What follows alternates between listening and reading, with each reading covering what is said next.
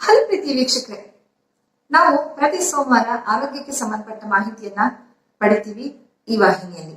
ಇವತ್ತು ಅಪೌಷ್ಟಿಕತೆ ಮತ್ತೆ ಪ್ರೇರಣೆ, ಮೋಟಿವೇಶನ್, ಇದಕ್ಕೆ ಸಂಬಂಧ ಏನಿದೆ, ಇದು ಸುಧಾರಿಸಿದ್ರೆ ನಮ್ಮ ಜೀವನದಲ್ಲಿ ಏನೇನು ಬದಲಾವಣೆ ಆಗಬಹುದು, ಹಾಗೆ ನಮ್ಮ ದೇಶದಲ್ಲಿ ಯಾವ ರೀತಿ ಬದಲಾವಣೆ ಆಗಬಹುದು ಅನ್ನೋದನ್ನ ನೋಡೋಣ.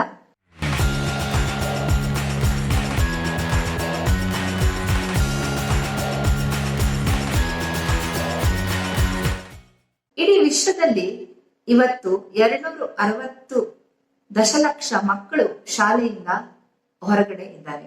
ಅದರಲ್ಲಿ 60 ದಶಲಕ್ಷ ಮಕ್ಕಳು ನಮ್ಮ ದೇಶದಲ್ಲಿ ಶಾಲೆಯಿಂದ ಹೊರಗುಳಿದಿದ್ದಾರೆ. ಅದೇ ಕ್ಷಣದಲ್ಲಿ ಬೆಂಗಳೂರಿನ ಪರಿಕ್ರಮ ಹ್ಯುಮ್ಯಾನಿಟಿ ಫೌಂಡೇಶನ್ ಅನ್ನೋದು ಕಳೆದ 16 ವರ್ಷಗಳಿಂದ 5 ಶಾಲೆಗಳನ್ನ ಈ ಕೊಳಚೆ ಪ್ರದೇಶದ ಮಕ್ಕಳಿಗೆ ನಡೆಸ್ತಾ ಇದೆ. ಅದು ಒಂದು ಸಂಶೋಧನಾ ವರದಿಯನ್ನ ಸಿದ್ಧಪಡಿಸಿದೆ. ಆ ಸಂಶೋಧನಾ ವರದಿ ಏನ್ ಹೇಳುತ್ತೆ ಅಂದ್ರೆ, ಮಕ್ಕಳು ಕಲಿಕೆಯಲ್ಲಿ ಹಿಂದೆ ಬೀಳೋದಕ್ಕೆ 4 ಮುಖ್ಯ ಕಾರಣ ಇದೆ. ಅದರಲ್ಲಿ ಪರಿಸರ ಇರ್ಬೋದು, ಮಕ್ಕಳಲ್ಲಿ ಮನೆಯಲ್ಲಿ ಕಲಿಕೆಯ ವಾತಾವರಣ ಇಲ್ಲ, ಶಾಲೆಯಲ್ಲಿ ಕಲಿಕೆಯ ವಾತಾವರಣ ಇಲ್ಲ, ಹಾಗೆ ಇಂಟೆಲಿಜೆನ್ಸ್ ಅಲ್ಲಿ ಅದು ಬದುಕನ್ನ ನೋಡುವ ರೀತಿ ಹಾಗೆ ಕಲಿಯುವ ರೀತಿ ಅದರಲ್ಲಿ ಸ್ವಲ್ಪ ಕುಂದಿದೆ. ಇದಕ್ಕೆಲ್ಲ ಮುಖ್ಯ ಕಾರಣವಾಗಿ ಒಂದು ವಿಷಯ ಇದೆ, ಅದು ಜೈವಿಕ ಸಮಸ್ಯೆ. ಜೈವಿಕ ಸಮಸ್ಯೆಯಲ್ಲಿ ಮುಖ್ಯವಾಗಿ ಅಪೌಷ್ಟಿಕತೆಯನ್ನ ಅದು ಗುರುತಿಸಿದೆ. ಈ ಅಪೌಷ್ಟಿಕತೆ ಅನ್ನೋದು ವಿಶ್ವಸಂಸ್ಥೆಯವರೆಗೂ ಗಮನದಲ್ಲಿ ಇಟ್ಕೊಂಡು ನಮ್ಮ ದೇಶದಲ್ಲಿ ಹಲವಾರು ಕಾರ್ಯಕ್ರಮಗಳನ್ನ ಹಮ್ಮಿಕೊಂಡಿದ್ದಾರೆ. ಬೇರೆ ಬೇರೆ ರಾಜ್ಯ ಸರ್ಕಾರಗಳು ಹಾಗೆ ಕೇಂದ್ರ ಸರ್ಕಾರ. ಅಂಗನವಾಡಿ ಮಕ್ಕಳಿಂದ ಹಿಡಿದು ಶಾಲಾ ಮಕ್ಕಳವರೆಗೆ ಮಧ್ಯಾಹ್ನದ ಊಟ ಕೊಡುವುದು, ಜಂತುಹುಳು ನಿವಾರಣೆ, ಹಾಗೆ ಬೇರೆ ಬೇರೆ. ಆದ್ರೆ ನಮ್ಮ ವಿಷಯ ಇರೋದು ಏನಂದ್ರೆ, ಅಪೌಷ್ಟಿಕತೆ ಒಂದು ಹಂತದ ನಂತರ, ಉದಾಹರಣೆಗೆ ಮಕ್ಕಳು, ಈಗ ಇದನ್ನ ನೋಡ್ತಾ ಇದ್ದೀವಿ, ನಮ್ಮ ವಾಹಿನಿಯನ್ನ ನೀವು 13 ವರ್ಷದಿಂದ 65 ವರ್ಷದವರೆಗೂ ನೋಡ್ತಾ ಇದ್ದೀರಾ. ಈ ವಯಸ್ಸಿನಲ್ಲಿ ಉದಾಹರಣೆಗೆ ಹೈಸ್ಕೂಲ್ ಮುಗಿಸಿ ಕಾಲೇಜ್ ನಂತರ ಮಕ್ಕಳ ಪರಿಸ್ಥಿತಿ ಏನು, ಮಕ್ಕಳಿಗೆ ಯಾವ ಗುಣಮಟ್ಟದ ಆಹಾರ ಲಭ್ಯ ಇದೆ. ಇವತ್ತು ಪಿಜ್ಜಾ ಬರ್ಗರ್ ತಿನ್ಬೇಡಿ ಅಂತ ಹೇಳೋದು ತುಂಬಾ ಸುಲಭ. ಯಾಕೆ ಅವರು ಅದನ್ನು ತಿಂತಾರೆ? ಯಾಕಂದ್ರೆ ಮನೆಯಲ್ಲಿ ಅವರಿಗೆ ಬೇಕಾದಷ್ಟು ಒಳ್ಳೆಯ ಕ್ವಾಲಿಟಿಯ ಫುಡ್, ಆಹಾರ ಸರಿಯಾಗಿ ಸಿಗ್ತಾ ಇಲ್ಲ. ಇದನ್ನ ನಾನು ಹೇಳ್ತಾ ಇಲ್ಲ, ಇದನ್ನು ಕೂಡ ಬೇರೆ ಬೇರೆ ಸಂಶೋಧನಾ ವರದಿಗಳು ಹೇಳ್ತಾ ಇದ್ದಾವೆ. ಇದರಿಂದಾಗಿ ಅವರಿಗೆ, ಉದಾಹರಣೆಗೆ ಜಂತುಹುಳು ನಿವಾರಣಾ ಕ್ರಮ 16 ವರ್ಷಗಳ ನಂತರ ಇಲ್ವೇ ಇಲ್ಲ. ಎಷ್ಟು ಮನೆಗಳಲ್ಲಿ ನಾವು ನೋಡ್ತೀವಿ. ನಮ್ಮಲ್ಲಿ ನಾನು ಹೀಗೆ ಹೇಳ್ತೀನಿ ಅಂತ ನೀವು ತುಂಬಾ ಅನ್ಯಥಾ ಭಾವಿಸ್ಬೇಡಿ. ಇದನ್ನ ತುಂಬಾ ವೈಚಾರಿಕವಾಗಿ ನೀವು ನೋಡಿ, ವೈಯಕ್ತಿಕವಾಗಿ ತೆಗೆದುಕೊಳ್ಬೇಡಿ. ನಮ್ಮಲ್ಲಿ ಎಷ್ಟು ಕೆಳಮಧ್ಯಮ, ಮೇಲ್ಮಧ್ಯಮ, ಹಾಗೆ ತುಂಬಾ ಎಲ್ಲ ವರ್ಗಗಳಲ್ಲಿ ನಾಯಿ ಪ್ರಾಣ ಸಾಕುವ ಪದ್ಧತಿ ಇದೆ. ಆ ನಾಯಿ ಮರಿಯನ್ನ ಸಾಕುವಾಗ ಬೇಕಾದಷ್ಟು ಇಂಜೆಕ್ಷನ್ಗಳು, ಟ್ಯಾಬ್ಲೆಟ್ಗಳು, ಡಿವರ್ಮಿಂಗ್ ಟ್ಯಾಬ್ಲೆಟ್ಗಳು ಸರಿಯಾಗಿ ಹಾಕ್ತಿವಿ. ಹಾಗೆ ಅದಕ್ಕೆ ಪೆಡಿಗ್ರಿ, ಮತ್ತೊಂದು ಇದು, ಅದಕ್ಕೋಸ್ಕರ ಅಡ್ವರ್ಟೈಸ್ಮೆಂಟ್ ಅನ್ನೇ ನೀವು ನೋಡ್ತೀರಾ. ಪೆಡಿಗ್ರಿ ತಿನ್ನದ ನಾಯಿ ತುಂಬಾ ಆಲಸ್ಯವಾಗಿ ಹೀಗೆ ಎದ್ದುಕೊಂಡು ಬರುತ್ತೆ. ಒಂದ್ ಬಾಲ್ ಎಸಿದ್ರೆ ಅದೇ ಪೆಡಿಗ್ರಿ ತಿಂದು ನಾಯಿ ಓ ಅಂತ ಕುಣ್ಕೊಂಡು ಬರುತ್ತೆ.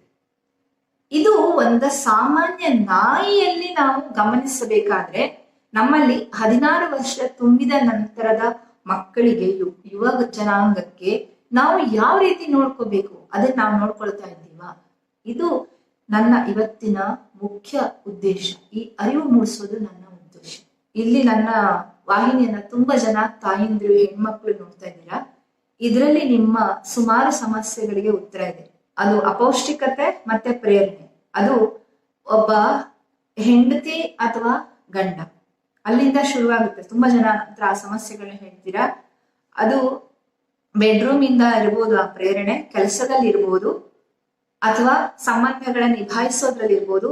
ಎಲ್ಲದಕ್ಕೂ ಈ ಅಪೌಷ್ಟಿಕತೆ ಮತ್ತು ಆಹಾರ ಬಹಳ ಬಹಳ ಬಹಳ ಪ್ರಭಾವವನ್ನ ಬೀರ್ತಾ ಇದೆ. ಇದನ್ನ ಬೇರೆ ಬೇರೆ ಸಂಶೋಧನಾ ವರದಿಗಳು ನಿಮ್ಗೆ ನಾನೀಗ ಹೇಳೋದಕ್ಕೆ ಸಿಗುತ್ತೆ. ಏನೋ ಇವರು ಬ್ಲಾ ಮಾತಾಡ್ತಾರೆ ಅಂತ ನೀವು ದಯವಿಟ್ಟು ಅನ್ಕೋಬಿಡಿ. ಸೀರಿಯಸ್ ಆಗಿ ಪೂರ್ತಿಯಾಗಿ ವಿಡಿಯೋನ ಕೇಳಿಸ್ಕೊಂಡು ಅರ್ಥ ಮಾಡ್ಕೊಳ್ಳೋದಕ್ಕೆ ಪ್ರಯತ್ನ ಪಡಿ.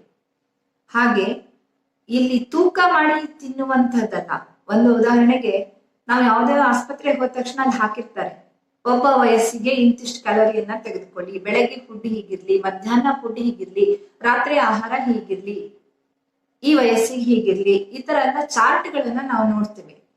ಅದು ಬೇರೆ ಬೇರೆ ಔಷಧ ಮತ್ತೆ ಆರೋಗ್ಯ ಸಂಸ್ಥೆಗಳು ಸಿದ್ಧಪಡಿಸಿರುವ ಒಂದು ಚಾರ್ಟ್. ಹೌದು, ಅಷ್ಟು ನಾವು ತಗೊಂಡ್ರು ಆತರ ಪಾಲಿಸೋರು ಎಷ್ಟೋ ಜನ ಸಿಗ್ತಾರೆ. ಆದ್ರೂ ಕೂಡ ಆ ಒಂದು ಅಪೌಷ್ಟಿಕತೆಯ ನಿವಾರಣೆ ಮತ್ತೆ ಒಂದು ಕೆಲಸ ಮಾಡೋದಕ್ಕೆ ಪ್ರೇರಣೆ ಬೇಕಾದಂತಹ ಇದು ನಮ್ಮಲ್ಲಿ ಬಂಡವಾಳ ಇಲ್ಲ ಆಹಾರದ್ದು. ಹಾಗಾಗಿ ವಿವೇಕಾನಂದರು ಹೇಳ್ತಾರೆ, ಹಸಿದವನ ಮುಂದೆ ಏನು ಬಾರಿಸಿದ್ರು, ತಮಟೆ ಬಾರಿಸಿದ್ರು ಅಷ್ಟೇ, ಏನ್ ಹೇಳಿದ್ರು ಅಷ್ಟೇ, ಅವನ ತಲೆಗೆ ಹೋಗೋದಿಲ್ಲ. ಖಂಡಿತ ಇವತ್ತು ಹಸಿವು ಮಟ್ಟ ಆಫ್ಟರ್ ಕೊರೋನಾ ಜಾಸ್ತಿ ಆಗಿದೆ. ಹಸಿವಿನಿಂದ ಮುಕ್ತವಾದ ಸಂತೃಪ್ತಿಯ ಮಟ್ಟ ತುಂಬಾ ಕಡಿಮೆ ಆಗಿದೆ. ಆದ್ರಿಂದ 16 ವರ್ಷಗಳ ನಂತರ ನಾವು ಎಷ್ಟು ಆಹಾರವನ್ನ ಸರಿಯಾಗಿ ತೆಗೆದುಕೊಳ್ತೀವಿ, ಜಂತು ಹುಳುವನ್ನ ಹೇಗೆ ನಿವಾರಣೆ ಮಾಡ್ಕೊಳ್ತೀವಿ, ನಮ್ಮ ನಿದ್ದೆ ಇದು ಅದನ್ನೆಲ್ಲ ಇಟ್ಕೊಂಡು ನಾವು ನಮ್ಮ ಆರೋಗ್ಯವನ್ನ ಸರಿಯಾಗಿ ನೋಡ್ಕೊಂಡಿದ್ದೆ ಆದಲ್ಲಿ ಹೊಸದೇನನ್ನಾದರೂ ಮಾಡುವ, ಬರೀ ಯೋಚನೆ ಮಾಡಿ ಹಗಲುಗನಸು ಕಾಣ್ಕೊಂಡು ಮನೆಯಲ್ಲಿ ಮನ್ಕೊಳ್ಳುವ ಬದಲು ಎದ್ದು ಹೊರಗಡೆ ಹೋಗಿ ಏನೋ ಮಾಡುವ ಪ್ರೇರಣೆ, ಶಕ್ತಿ ನಮ್ಮೊಳಗಿಂದ, ನಿಮ್ಮೊಳಗಿಂದ ಬರುತ್ತೆ, ನಿಮ್ಮ ಸುತ್ತಲಿನವರಿಂದ ಬರುತ್ತೆ.